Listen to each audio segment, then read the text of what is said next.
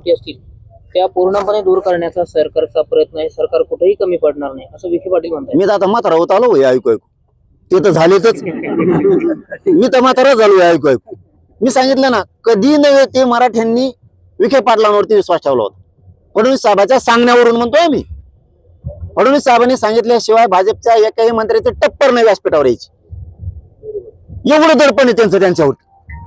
तरीही मी ते आलेत. आम्ही फडणवीस साहेबांनी त्यांना सांगितलं म्हणून विश्वास ठेवला. काय चूक केली मराठ्यांनी? काय चूक केली? विश्वास ठेवणं पाप केलं का? आम्ही तुमच्यावरती सत्ता सोपवली. काय राव तुम्ही येड्यात काढायला लागलात या समाजाला. त्याच पोरांची ऍडमिशन कॅन्सल व्हायला लागली. नोकरीतून तुम्ही व्हॅलिडिटी दिले तर नोकरीतून पोरं बाहेर पडायला. काय केलेली की बाई आमचं तुमच्या तिने शिकू नये का? पर राज्यातला तुम्ही आता GR काढला. पर राज्यात का लागू केल्यानंतर राज्याच्या योजना कशामुळे नाही करायच्या? ईडब्ल्यूच्या पोरांच्या निवडी झाल्या. काय घेत नाहीत तुम्ही? भाजपचे पोर नाहीत का त्याच्यात? त्याच्यात शिवसेना राष्ट्रवादीचे पोर नाहीत का? एसीबीसीतून पोरांच्या निवडी झाल्या. PSI DYSP पासून पोर आहेत. महावितरण मधले पोर आहेत. त्या पोरांच्या निवडी 2014 पासून 19 पासून आतापर्यंत 26 पर्यंत काढल्या. का माझ्या मराठ्यांच्या पोरांना अधिकारी व्हायचा नाही का? त्याच्यात तुमच्या कार्यकर्त्याचं पोरगच नाही काही एक पण. मराठ्यांविषयी दुटप्पेपणा वागणूक तुम्ही बंद करा. नसता ह्यावेळेस लोक काय मराठ्यांचे आता पक्ष बघत नाहीत. कारण मी सत्ताधारी पक्षातल्या मराठ्यांना सुद्धा सांगतो, आधी समाजाला आणि तुमच्या लेकराला मिळू द्या आणि नंतर पक्षाचंच काम करा. पण पदरात पाडेपर्यंत पक्ष बघू नका. सगळ्यांना तुटून पडा नसता तुमच्या पोरांचं वाटलं झाल्याशिवाय. मराठा आरक्षण मला आता 28 पर्यंत मी या विषयावर बोलत नाही. मी सगळं पोलखोलच करणार यांच्यात. फडणवीसांनी सांगितल्याशिवाय एकही मंत्री येऊ शकत नाही. हे अंतिम सत्य. केस मागे घेऊ. साधा विषय हो, केसेस मागे घे ना. हाणलं तुम्हीच. डोके फुडले आमचेच. आमच्या ह्या बहिणी रक्ताच्या थाळ्यात पडल्या आणि आमच्यावर तुम्ही 307 केला. इतकी मगरुरी, एवढी सत्तेत मगरुरी कधीच नसून आहे. हो, एक गोष्ट खरी आहे, तुम्ही मराठ्यांना हाताखाली धरावं, सगळ्या जाती धर्माला हाताखाली धरावं, सत्तेत यावं. पण आल्याच्या नंतर प्रश्न सोडावेत त्यांच्या मुंडक्यावर पाय देऊन. मुंडके तोडू नये.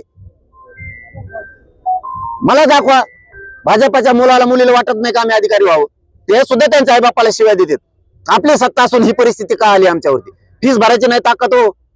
बोलायला सोपं असतं, भाषण करायला सोपं असतं. ज्यावेळेस 5 आणि 10 लाख फीस भरायची वेळ येते ना, त्यावेळेस भाजपमधले लोक सुद्धा अंतरवालीत माझ्या इकडे येऊन बसतात. मस्त खऱ्या गोष्टी आहेत म्हणतात. पण काय करावं? काय करावं याचं उत्तर सगळ्या मराठ्यांना सांगतो. बंधनं तोडा, तर तुमची जात आणि तुमचे लेकर बाळ मोठे होणार आहेत. बंधनं तोडा, पक्षाच्या बाहेर या. तुमच्या लेकराला जातीला मिळाल्याच्या नंतर पुन्हा पक्षात घुसा. बस का? मराठा आरक्षण कक्ष स्थापन केल्याचं देखील त्यांनी म्हटलंय विखे पाटलांनी. 4 टाळके एकत्र आले म्हणून स्वतंत्र मराठा आणि कुणबी मंत्रालय स्थापन करायचंय म्हणून तुम्ही स्थापन करत नाही. काय चुकीची मागणी केली मी? त्यांचं म्हणणं आहे 7-8-9 मंत्री ओबीसीचे आडवे पडायले. नाव हे मी 29 ऑगस्टला सांगत. आता घेत नाही. उगाच रोष कोणी कोणावर व्यक्त करू नका. ते म्हणले मराठ्यांना काय गरज आहे मंत्रालयाची. मी सांगितलं मग ओबीसीला काय गरज आहे? त्यांचं मत होतं की मराठ्यांना राज्य मंत्रिमंडळाची उपसमिती म्हणजे विखे पाटील साहेब त्याचे अध्यक्ष. मी सांगितलं त्यांना सुद्धा ओबीसीना सुद्धा ओबीसी मंत्रालय आहे आणि ओबीसीची सुद्धा राज्य मंत्रिमंडळाची उपसमिती त्याचे अध्यक्ष बावनकुळे साहेब आहेत. आम्ही आतापर्यंत मराठ्या म्हणलं ओबीसीला देऊ नका, द्या की, पण ओबीसीला असं म्हणू नका मंत्राठ्यांना मंत्रिमंडळाची गरज काय. आम्हाला स्वतंत्र मंत्रालयाची आवश्यकता आहे. कारण आमचे सगळे महामंडळापासूनचे हप्ते थकलेत. पंजाबराव देशमुखांची योजना नाहीये.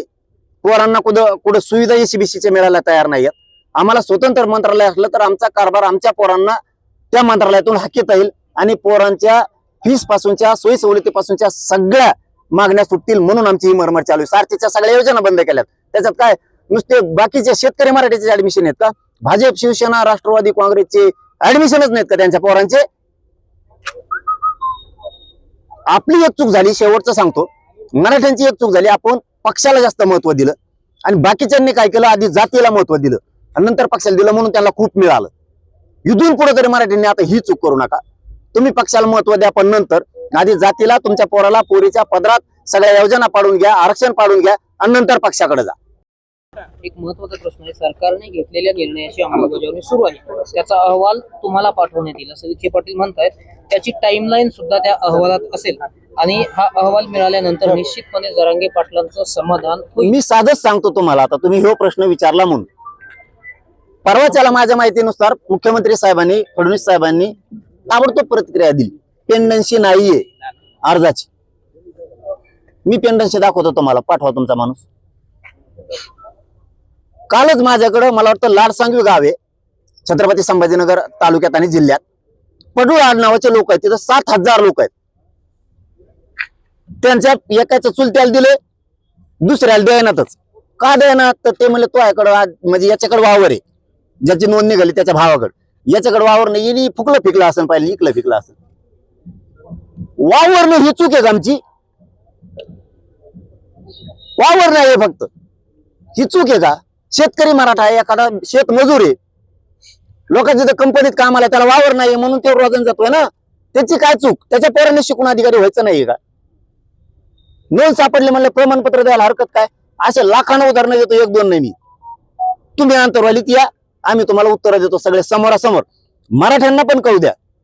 मराठी सांगते ही माहिती चुकीची आहे का सरकार सांगते ही चुकीची? समोरासमोरात. आणि मराठ्यांना सुद्धा सांगतो पुन्हा एकदा, ज्यांनी ज्यांनी कुणबी प्रमाणपत्रासाठी अर्ज केलेत ना, त्यांनी आता 28 ऑगस्टला अंतरवालीत या. मला सरकारला दाखायचंय हे अर्ज केलेत, हे नोकरीत राहिले ECBC-तून, EWS मधून आणि ESBC मधून. हे राहिलेले तुम्ही नाही म्हणतात ना, तुम्ही म्हणतात ना बलिदान गेलेल्या कुटुंबाला नोकऱ्या दिल्यात, मी दाखवतो नाही दिल्या म्हणून. तुम्ही म्हणतात ना केसेस मागे घेतले 900, मी दाखवतो हे केसेस तशाच्यात म्हणून. तुम्ही म्हणता ना 58 लाखाचे प्रमाणपत्र दिलेत, मी दाखवतो नाही दिले. विखे पाटील साहेब, एक महत्वाचं सांगायचं राहिलं तुम्हाला. तुम्ही म्हणलात ना सगळं व्यवस्थित चाललंय, तुम्हाला 1 वर्षाचा काळ गेला. 29 ऑगस्ट 2025 पासून 26 पर्यंत आता एकही प्रमाणपत्र शिंदे समितीने आतापर्यंत शोधलं नाही. म्हणजे नोंदी शोधल्या नाहीत, रेकॉर्ड शोधला नाही एकही. शिंदे साहेबाला, एकनाथ शिंदे साहेबाला 6 महिन्याचा वेळ दिलेला होता. 58 लाख नोंदी त्या माणसानं शोधल्या. तुम्हाला असं सांगितलं की परत तुमचं दुखत. काय दुखत आता सांगत नाही मी, 29 ला सांगत. म्हणजे तुमचं हे बी प्रॉब्लेम आहे. तुम्हाला सांगायला गेलं की तुम्ही म्हणतात आमचं नावच नाही घेत. आता 1 वर्ष झालं तुमचंच नाव घेते, जपच तुमचं चालू केला, माळच घेतली मी. फडणवीस साहेब, फडणवीस साहेब, फडणवीस साहेब, विखे पाटील साहेब, विखे पाटील साहेब. आता काय करू? तरी बंद येणार. त्यांनी 58 लाख नोंदी शोधल्यात, पण एक चूक करू नका फडणवीस साहेब आणि विखे पाटील साहेब. 58 लाख नोंदीतल्या कमी नोंदी करू नका बरं का. तुमचा तो प्लॅन चाललाय, त्याचा संशय आहे तुम्हाला? 100% सांगतो. तुम्ही 58 लाख नोंदी शोधलेल्या आहेत. तुम्ही शिंदे समितीला चुकीची माहिती देऊ, चुकीचा दबाव त्यांच्यावर टाकून 58 लाखाच्या नोंदी कमी करू नका. तुम्ही चुकीचा संदेश मराठ्यात जाईल तर तुम्हाला लय वाईट फळ भोगावं लागतं. 58 लाखातली एक बी नोंद कमी नाही झाली पाहिजे. तुमची ती प्रक्रिया सुरू आहे सध्या की 58 लाखातल्या नोंदी किती कमी होतात, म्हणजे ते शोध देतात आणि तुम्ही कमी करता का? तुम्ही पागलात काढायचं काम करू नका, नसता रस्ते बंद होतील. शेवटच्या आंदोलनात तुम्ही आता सगळं खरं खोटं करून दाखवणार आहे. समोरासमोर मला काय म्हणायचं की फडणवीस साहेब म्हणते टेंडन्सी नाहीये. मला वाटतं मराठ्यांनी हैदराबाद गॅजेटनुसार ज्यांनी ज्यांनी अर्ज केलेत त्यांनी अर्ज केलेले घेऊन यावं की आम्ही अर्ज केलेला आहे, 1 क्रमांक. दुसरा ज्यांनी केलेले त्यांनी पटापट करा. तिसरं की 58 लाख नोंदी निघाल्या, ज्यांच्या नोंदी सापडल्या त्यांनी पण अर्ज करा. आणि ज्यांनी केलेत, जिले दिले नाहीत त्यांनी अंतरवाली ते आम्हाला दिलं नाही म्हणून. ज्यांच्याकडे रेकॉर्ड असेल ते नोंदी सापडलेल्या पण सरकार घेत नाहीये ते पण या. ज्याला नोकरी लागली ते पण या. महामंडळाच्या माध्यमातून जे परतावे थांबलेत, पोरांच्या नळल्याला फाश्या लागल्यात, यांनी उद्योजक करायला ठरवले. मराठ्यांचे पोरं लाखो पोरांना कर्ज वाटलं. आता परताव्यामुळे पोरांचं सिव्हिल खराब व्हायला लागले. त्यात भाजपचे लोक नाहीत का पोरं? अण्णासाहेब पाटील विकास महामंडळातून फायली करणारे भाजपचे पोरं नाहीत का? ही कोणता तुझा भाव आहे तुमचा? मग भाजपचे आहेत ते काही पोरं म्हणून फाशील देणार का? यासाठी झक मारायला मतदान केलं का तुम्हाला? मी लाईन दाखवतो कोणाकोणाकडे कर्ज आहेत, कोणाचे व्याज परतावे आले नाहीत, आणि एका दिवसात तुकडा पाडायचा.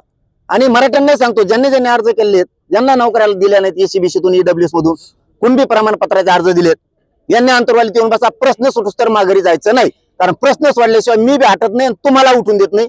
आणि सरकारचं धोरण बघतो कसं आहे. आणि मराठ्यांनी जर रस्ते जाम केले तर याला फडणवीस जबाबदार राहणार. बरं, एक शेवटचा प्रश्न आहे. अभिजित तितके यांना धमक्या येत आहे भाजपमध्ये ये नाही तर तुझं मारून टाकू अशा प्रकारच्या धमक्या धमक्याला काय घंटा देत असते. आजवर तुम्ही इतके आंदोलन केले, तुम्हाला कधी धमकी नाही आली, पण त्यांना आता धमकी आहे. मी थोबाड फोडीत असतो लगेच. मी एवढा संत बी नाही. मग उगा गरीब मराठ्यांचं कल्याण होतंय म्हणून मी आपलं चुचकरीत चाललो. उद्या देते बुवा, परा दिवशी देते बुवा, अशी वाट बघितली. आता वाट बघत नसतो. धमक्या दिले ना, आम्ही सुद्धा थोबाड फोडीत असतो जागा. कारण आम्ही गोटे दगड याच्यातलेच आहेत. मग ते काय सांगायची गरज नाही. कसा कानापासून कसा जातो बुम.